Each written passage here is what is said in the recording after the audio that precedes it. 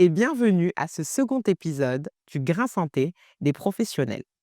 Selon un article de maliweb.net qui date du 9 novembre 2023, près de 70% des jeunes citadins, dont les jeunes de Bamako, sont devenus des parieurs sportifs. Vous l'aurez compris, le thème du Grain Santé des professionnels d'aujourd'hui portera sur les paris sportifs et les jeunes.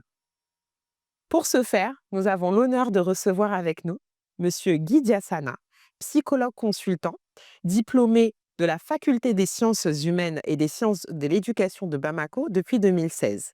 Monsieur Diassana est également auteur et a été lauréat au prix d'excellence de l'écrivain malien 2023. Bonjour Monsieur Diassana. Bonjour Madame Duma. Alors, nous allons tout de suite rentrer dans le vif du sujet. Oui. Qu'est-ce qu'une addiction? Ok. Tout d'abord, permettez-moi de vous avouer que c'est un honneur pour moi de répondre sur votre plateau sur ce sujet. D'abord, de façon générale, une addiction peut être définie comme toute dépendance à une substance ou à une activité, dépendance psychologique ou physique à une activité ou à une substance, voilà, et sur laquelle on perd complètement le contrôle. D'accord. Oui, un peu. Et si je vous demandais ce que c'est du coup une addiction comportementale? Une addiction comportementale, pour préciser d'abord, il faut savoir qu'il y a deux types d'addictions. Il y a des addictions aux substances, il y a des addictions sans substance.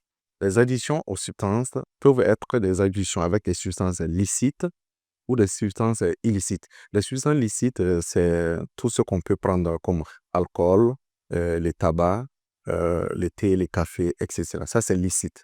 Les substances illicites maintenant, ça, c'est la drogue, différents types de drogues, injectables ou non, et les chambres encore appelées cannabis ou marijuana, ou d'autres types de drogues.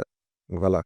Et il y a aussi certains comprimés détournés de leur usage pharmaceutique.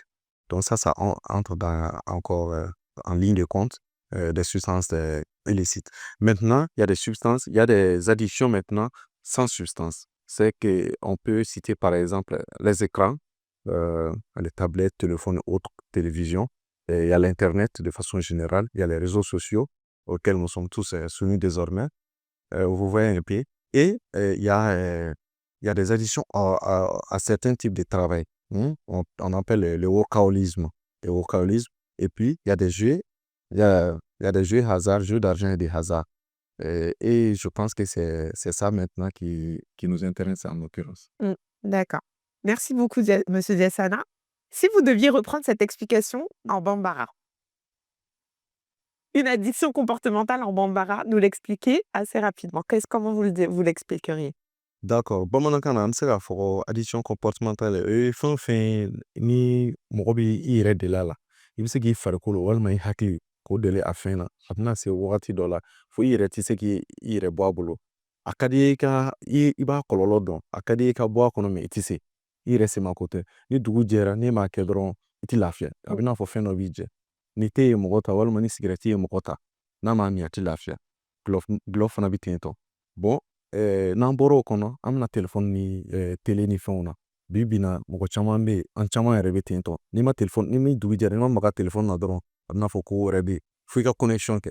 F'i k'i connecter réseaux sociaux, TikTok ni Facebook ni fɛn ninnu. Donc dɔw yɛrɛ b'u u sigilen to a la f'u mago bɛ sa.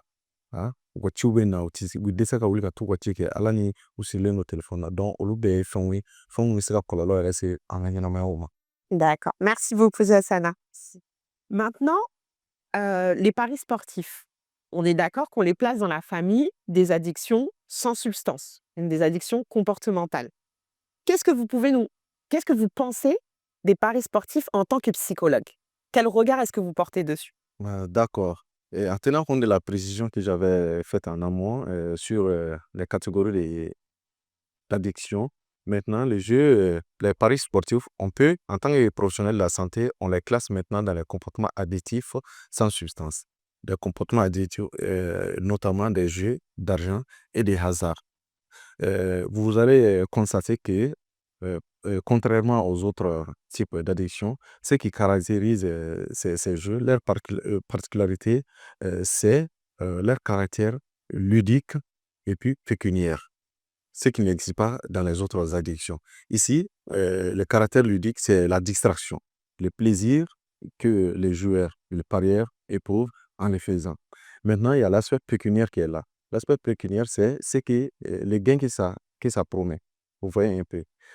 En réalité, si nous constatons dans certaines sociétés où les gens mettent plus l'accent sur le caractère ludique de ces jeux, de ces paris, dans notre société, caractérisée par la misère, entre guillemets, c'est surtout l'aspect pécuniaire qui motive les gens. Vous voyez un peu la particularité. Voilà, parce que l'intéressé va aller miser le peu de ressources qu'il a dans le but de gagner plus. Bon, on va dire que c'est un gain facile, l'argent facile qui est promis là, mais maintenant, ce qui peut avoir des effets, des conséquences sur sa vie, voilà, sociale, professionnelle et puis tout. D'accord. Hem, Justement, les conséquences. Parlez-nous des conséquences. Quel impact, quelles conséquences est-ce que ça peut porter sur la vie des jeunes? Est-ce que vous pouvez nous en dire un petit peu plus à ce sujet-là? Oui, les conséquences sont énormes. Les conséquences sont énormes. Quelqu'un qui est déjà habitué à ça, il a du mal à s'en sortir. En l'occurrence, les paris sportifs, c'est des jeux de hasard, les jeux d'argent. C'est d'argent qui est misé.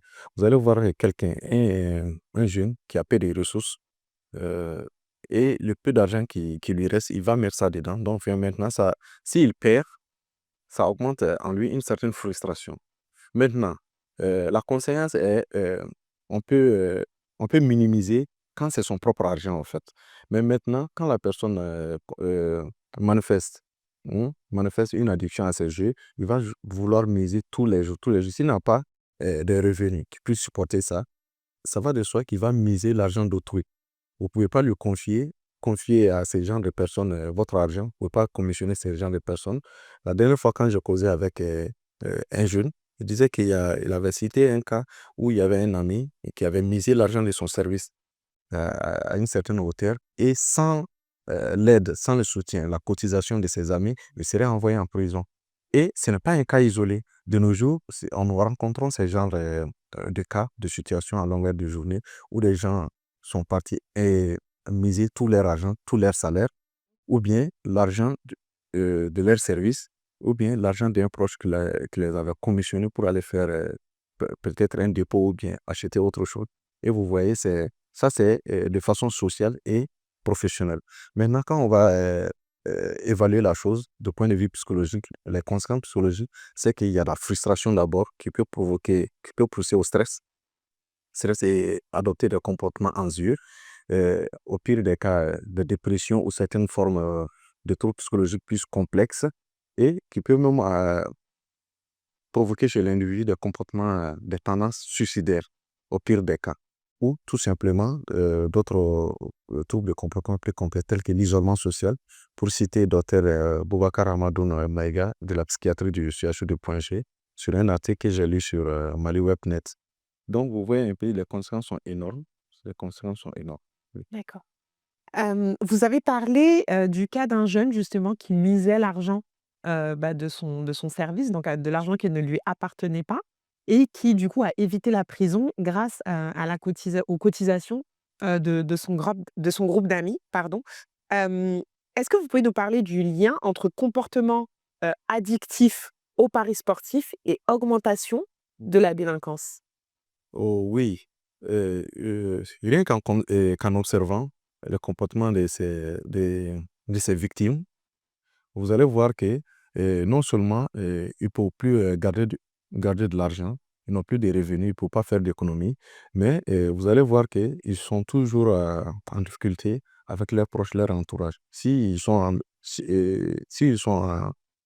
ils ont eu la chance de travailler quelque part, en milieu professionnel, ils ont toujours des problèmes avec leurs collègues ou bien des trucs, parce qu'il y a des trucs qui disparaissent. Et vous voyez, quand quelqu'un va jusqu'à miser l'argent de son service, vous voyez, c'est le début sinon c'est pas même un début, c'est une délinquance financière qui est là. Vous voyez un peu, quelqu'un qui dilapide tous ses sous, qui mise tous ses sous, tous ses revenus, son salaire, et maintenant, il va aller jusqu'à prendre l'argent qui ne lui appartient pour l'injecter dedans. Et comment il va pouvoir justifier ça? Vous voyez un peu. Donc, c'est là le lien avec la délinquance financière. Donc, c'est vrai qu'à nos jours, il n'existe pas de statistiques officielles, à ma connaissance, sur la chose, sur le phénomène, mais on peut affirmer de nos jours sans avoir de se tromper qu'il y a un lien, que les paris sportifs constituent aujourd'hui un facteur important de délinquance financière. Merci beaucoup, Mm. Monsieur Diassana, de vous être rendu disponible aujourd'hui et de nous avoir apporté autant d'éclaircissements sur le sujet des paris sportifs, et des conséquences qu'ils peuvent avoir sur la santé des jeunes aujourd'hui, des jeunes maliens, des jeunes africains et des jeunes même du monde entier.